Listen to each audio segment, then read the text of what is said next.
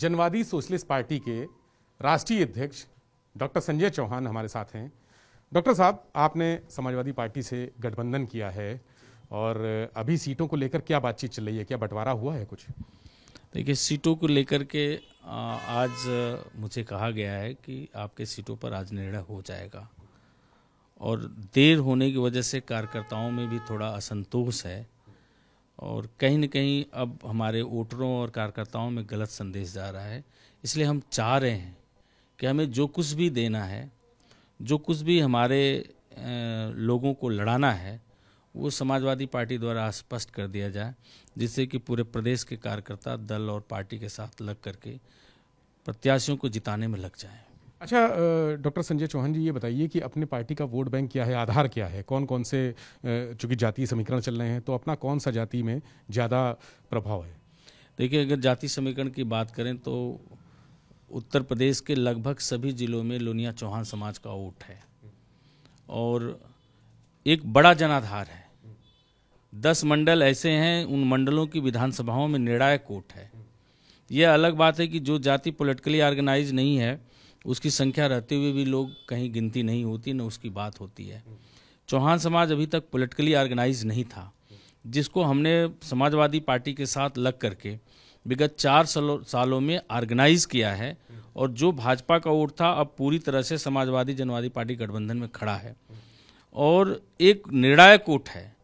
पूर्वांचल में तो सभी विधानसभा सीटों पर निर्णायक वोट रखता है, इसीलिए बीजेपी भी घबराई हुई है और हम चाहते हैं कि हमें भी चिंता है कि जो वोट हमारे साथ है वो पूरी मुस्तैदी से चुनाव तक रहे और समाजवादी पार्टी की सरकार बने। इसके लिए ज़रूरी है कि राष्ट्रीय अध्यक्ष जी कोई जल्दी से निर्णय ले लें।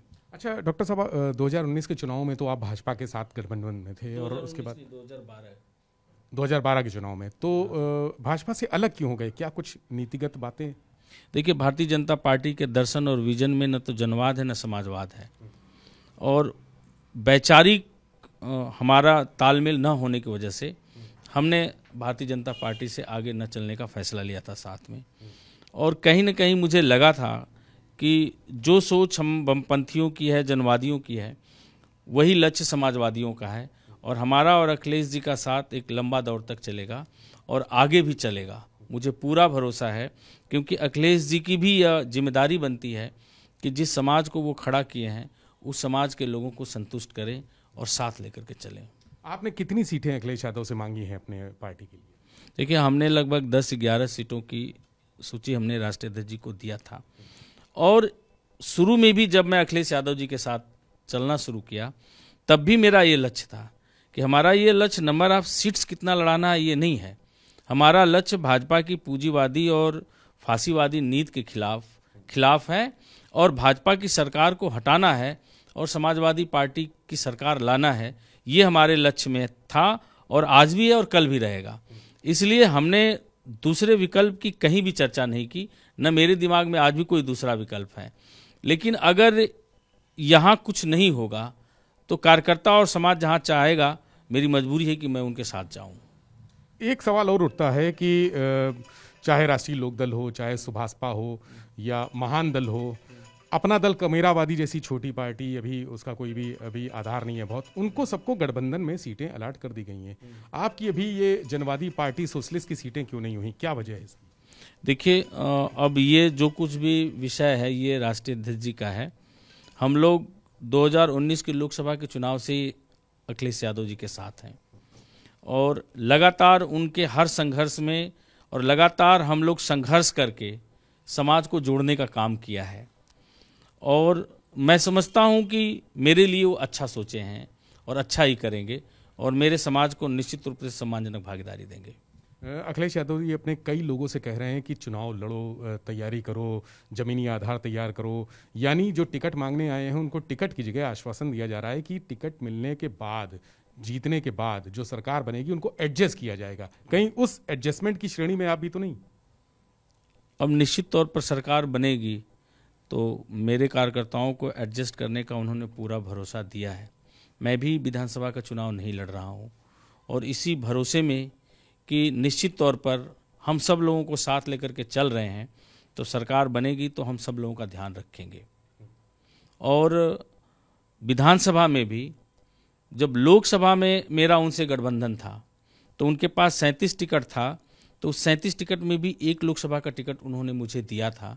तो विधानसभा के चुनाव में भी वो वाजिब हिस्सेदारी देंगे। अभी हमारी जो भी सीटें हैं कोई घोषित नहीं है, इसलिए मुझे बहुत ज़्यादा चिंता इस विषय का नहीं है। अच्छा, आप 5वें और 6ठे चरण के लिए सीटें मांग रहे हैं जी, 5वें, 6वें और 7वें चरण में हमारे ज़्यादातर आपका प्रभाव उसी क्षेत्र में है और उसी क्षेत्र से हम चाहते हैं कि हमारे कुछ लोग चुनाव लड़ाएं। अगर निर्णय नहीं होता है तो कितना दिन, कितना टाइम अभी आप और लेंगे और उसके बाद क्या आप फैसला करेंगे? अब देखिए, निर्णय नहीं होता है तो कार्यकर्ताओं और पदाधिकारियों की बैठक बुला करके जो कार्यकर्ताओं का फैसला होगा वो किया जाएगा। कितना दिन देंगे अभी इस निर्णय के लिए अखिलेश यादव को? अब ये चीज़ें अभी कार्यकर्ताओं के साथ बैठ करके तय। समय तो आ गया ना, चुनाव आ गया है, अब तो डेट भी क्लियर हो गई है और अब नॉमिनेशन होने की तारीख भी निकट आ रही है। अभी टाइम है, अभी तो 6वें और 7वें चरण की अधिसूचना भी जारी नहीं हुई है, इसलिए दिक्कत नहीं है कोई। यानी आपको उम्मीद है कि आपको कुछ सीटें, जो 10-11 सीटें मांगी हैं, उसमें से अगर कम मिली तो क्या आगे का फैसला? कोई दिक्कत नहीं, हम पहले ही बता दिए कि नंबर ऑफ सीट्स मेरा कोई विषय नहीं है, लेकिन एक चिंता का विषय मुझे बस इतना ही है कि जो कार्यकर्ता अभी घर पर बैठे हुए हैं, फील्ड में मजबूती से नहीं लगे हैं, तो उन्हें ईमानदारी से, मजबूती से बहुत पहले ही लगा देना चाहिए था। और हम लोग एक लंबे दौर से उनके साथी हैं, तो हम लोगों को आश्वस्त करके, कार्यकर्ताओं को आश्वस्त करके, उनकी जो डिमांड थी उसमें जो कर सकते थे उसको कर करके कार्यकर्ताओं को सबको फील्ड में लगा देना चाहिए था, जिससे कि हमारे वोटों के पर कोई प्रभाव न पड़े। मतलब आपके कहने का मतलब ये है कि जो देरी हो रही है उससे नुकसान पार्टी का ही हो रहा है, जो कार्यकर्ता चुनाव में जुट जाने चाहिए थे वो इंतजार कर रहे हैं। बिल्कुल बिल्कुल, इससे नुकसान हो रहा है और हमारे ऊपर भी कार्यकर्ताओं का अतिरिक्त दबाव पड़ रहा है, जिससे हम भी बहुत सारे कार्यक्रमों के लिए अभी निर्णय लेने में अक्षम महसूस कर रहे हैं। तो डॉक्टर संजय चौहान हमारे साथ थे, उनका साफ कहना है कि सीटों का जो बंटवारा है, गठबंधन में जो सीटें मिलनी चाहिए, 10-11 सीटें जो भी इन्होंने मांगी हैं, उसमें विलंब हो रहा है और विलंब की वजह से पार्टी को भी नुकसान हो रहा है, क्योंकि जो कार्यकर्ता चुनाव में लग जाने चाहिए थे, मैदान में कूद जाने चाहिए थे, अब तक उनको प्रचार करना था, वो बैठे इंतजार कर रहे हैं। ये फैसला लेंगे बहुत जल्दी और इन्होंने कहा है कि अगर अखिलेश कोई निर्णय नहीं लेते हैं तो अपनी पार्टी के जो पदाधिकारी हैं उनके साथ बैठक करके आगे की रणनीति तय करेंगे। कैमरा सहयोगी वीरेंद्र के साथ विवेक त्रिपाठी, एबीपी गंगा, लखनऊ।